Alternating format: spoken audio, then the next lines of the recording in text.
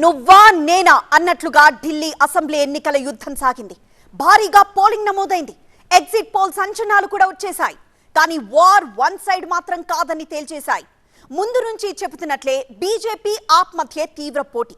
మరి exit polls అంచనాలకు తగ్గట్లుగా ఢిల్లీ రిజల్ట్ ఉండబోతోందా? ఎవరి పథకాలు ప్రజలను ఆకట్టుకోనున్నాయి? పోల్ మేనేజ్మెంట్ లో ఎవరి స్ట్రాటజీ వర్కౌట్ అయింది? కాంగ్రెస్ 3వ స్థానానికే పరిమితం కాబోతోందా? ఆప్ కాంగ్రెస్ విడివిడిగా పోటీ చేయడం బీజేపీకి లాభించిందా? శనివారం రానున్న ప్రజా తీర్పులో ఎవరికి ఢిల్లీ పీఠం దక్కనుంది? ఢిల్లీ ఎన్నికల యుద్ధంలో గెలుపెవరిది అన్న ప్రశ్నకు సర్వే సంస్థలు దాదాపుగా ఒకటే అభిప్రాయం వెల్లడించాయి. ఢిల్లీ ఓటర్లు ఎవరి వైపు మొగ్గు చూపారనే విషయంలో స్పష్టత లేనప్పటికీ మహిళలు ఆప్ వైపు, యువత, మధ్యతరగతి ఉద్యోగులు బీజేపీకి ఓట్లు వేశారనే ప్రచారం జరుగుతోంది. ముఖ్యంగా ఆప్ ప్రకటించిన పలు పథకాలు, వరాలతో మహిళా ఓటర్లు ఆప్ వైపు మొగ్గు చూపేలా చేశాయన్న విశ్లేషణలు వస్తున్నాయి. మహిళా ఓటర్లలో ఆప్ కు 50.20%, బీజేపీకి 41.90%, కాంగ్రెస్ కు 6.10%, ఇతరులకు 1.90% ఓట్లొచ్చే అవకాశాలున్నాయి. పురుష ఓటర్ల నాడిని అంచనా వేస్తే బీజేపీకి 53%, ఆప్ కు 35% ఓట్లు వచ్చే అవకాశాలు ఉన్నాయి.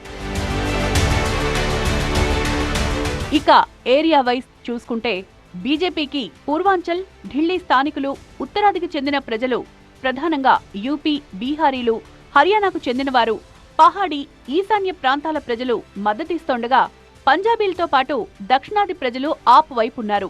మధ్యతరగతి, ధనవంతులు బీజేపీకి, పేద ప్రజలు ఆప్ కు మద్దతుగా ఉన్నట్లు ఎగ్జిట్ పోల్లో తేలింది. ఈసారి అసెంబ్లీ ఎన్నికల్లో గెలుపు కోసం ఏ ఒక్క అవకాశాన్ని కూడా బీజేపీ వదులుకోలేదు. 2014, 19, 24 లోక్సభ ఎన్నికల్లో ఢిల్లీలోని మొత్తం 7 ఎంపీ సీట్లను గెలిచిన బీజేపీ అసెంబ్లీ ఎన్నికలొచ్చేసరికి అధికారానికి దూరమవుతోంది. కానీ ఈసారి ఈ లెక్క మారుతుందని మెజార్టీ సంస్థల అభిప్రాయం. 25 ఏళ్లకు పైగా ఢిల్లీ గద్దెకు దూరంగా ఉన్న బీజేపీ ఇప్పుడు పోల్ మేనేజ్మెంట్ ను ప్రతిష్టాత్మకంగా నిర్వహించింది. మైక్రో లెవెల్లో ఇంటింటికి పార్టీ కార్యకర్తలు వెళ్లేలా ప్రణాళికలు రూపొందించి ప్రచారం చేయడంతో ఆ పార్టీకి కలిసొచ్చింది. లోక్సభ ఎన్నికలు ముగిసిన వెంటనే అసెంబ్లీ ఎన్నికల లక్ష్యంగా ఢిల్లీలోని పలు కాలనీల్లో, మురికివాడ ప్రాంతాల్లో పర్యటిస్తూ వేలాదిగా చిన్న చిన్న సమావేశాలను నిర్వహించి ప్రజలకు చేరువవడం బీజేపీకి లాభించింది. ప్రధాని నరేంద్ర మోదీ ఢిల్లీలో పెద్ద ఎత్తున ఆప్దా నహీ సహేంగే, బదల్ కర్ రహేంగే అంటూ సాగిన ప్రసంగాలు ఓటర్లపై ప్రభావం చూపాయి. ఆప్ ప్రభుత్వంపై వచ్చిన లిక్కర్ స్కామ్, ఆప్ చీఫ్ కేజ్రీవాల్ జైలుకు వెళ్లడంతో పాటు శీష్ మహల్ అవినీతి అంశాన్ని కూడా బీజేపీ అస్త్రాలుగా చేసుకోవడంతో బీజేపీకి లాభించింది. అలాగే ప్రజాకర్షణ పథకాలతో ఆప్కు పేద, మధ్యతరగతి వర్గాల్లో ప్రజాదరణ ఉన్న స్థానిక సమస్యల ఆ పార్టీకి నష్టం చేకూరుస్తున్నాయి. తాగునీటి కొరత, పాడైన రహదారులు, ప్రజా రవాణాలో పలు సమస్యలతో పాటు ఆప్ సిట్టింగ్ ఎమ్మెల్యేలపై ఉన్న వ్యతిరేకత బీజేపీకి ప్లస్ పాయింట్స్ అయ్యాయి. నియోజకవర్గాల వారీగా విఫలమైన ఆప్ ఎమ్మెల్యేలపై ఛార్జిషీట్లు విడుదల చేస్తూ బీజేపీ ప్రచారం చేయడంతో సిట్టింగ్ ఎమ్మెల్యేలపై వ్యతిరేకత రెట్టింపైనట్లు విశ్లేషకుల అంచనా. కేంద్రంలో అధికారంలో ఉన్న బీజేపీ రాజకీయ ఒత్తిడితో కేసులు బనాయించి ఆప్ నేతలను వేధిస్తోందని ఆప్ పెద్ద ఎత్తున ప్రచారం చేసి సానుభూతి పొందేందుకు ప్రయత్నించినా అది ఆశించిన మేరకు వర్కౌట్ కాలేదన్న చర్చ జరుగుతోంది. 3 సార్లు సీఎంగా బాధ్యతలు నిర్వహించిన కేజ్రీవాల్ కు ప్రజాదరణ ఉన్నా పార్టీలో ఇతర నేతలు ఆ స్థాయిలో లేకపోవడం కూడా ఆప్కు నష్టం చేకూర్చిందన్న విశ్లేషణలు వస్తున్నాయి.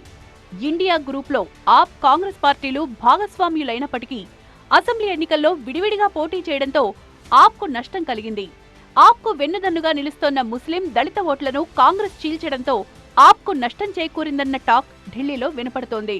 కేజ్రీవాల్ 2020 ఎలక్షన్ గెలిచాడు, 2025 ఢిల్లీలో ఎలక్షన్ గెలిచాడు. కానీ ఈసారి 2025కి ఇక్కడ లేని కాంపిటీషన్ ఎందుకు వచ్చిందంటే కాంగ్రెస్ పార్టీ కూడా కేజ్రీవాల్ మనం ఓడించాలి, మనకు దాదాపు 99 మంది ఎంపీలు వచ్చారు, కేజ్రీవాల్ అడ్డం లేకుండా ఢిల్లీలో, పంజాబ్లో, గోవాలో, ఉత్తరాఖండ్లో లేకుండా ఉంటే మనకి అడ్వాంటేజ్, మన ఓట్లు పట్టుకెళ్ళిపోతున్నాడు. 10 సంవత్సరాలు బట్టి కాంగ్రెస్ పార్టీ తీవ్రమైన ప్రయత్నం చేస్తుంది. ఎన్ని ఓట్లు తెచ్చుకుంటే కేజ్రీవాల్ కానీ ఓట్లు తగ్గినట్లు లెక్క. కాంగ్రెస్ పార్టీకి ఢిల్లీలో గతంలో ఘనమైన చరిత్రున్న 2013లో ఆప్ రాజకీయ ప్రవేశంతో పార్టీ మూలాలకే ప్రమాదం ఏర్పడింది. 1998 నుంచి 2013 వరకు 15 ఏళ్లకు పైగా నిరాటంకంగా షీలా దీక్షిత్ నేతృత్వంలో అధికారం చేపట్టిన కాంగ్రెస్ ప్రస్తుతం ఉనికి కోసం పోరాడుతోంది. 2013 ఆప్ రాజకీయ అరంగేట్రంతో కాంగ్రెస్ 3వ స్థానానికి పరిమితమై ఆప్ బీజేపీ ప్రధాన ప్రత్యర్థులుగా మారాయి. ఇప్పుడు అసెంబ్లీ ఎన్నికల్లో ఆప్ కాంగ్రెస్ పొత్తు లేకుండా బరిలోకి దిగుతుండటంతో రెండు పార్టీలు నష్టపోతున్నాయి. ఈ పార్టీల మధ్య బీజేపీ వ్యతిరేక ఓట్లైన ముస్లిం, దళిత ఓట్ల చీలికొచ్చి బీజేపీకి బెనిఫిట్ అయిందంటున్నారు విశ్లేషకులు. ముస్లిం ఓటర్లు ఎక్కువ సంఖ్యలో ఉన్న 22% నుంచి 66% దాకా 10 నియోజకవర్గాల్లో ఉన్నారు. కొన్ని 66% కూడా ఉన్నారు అక్కడ.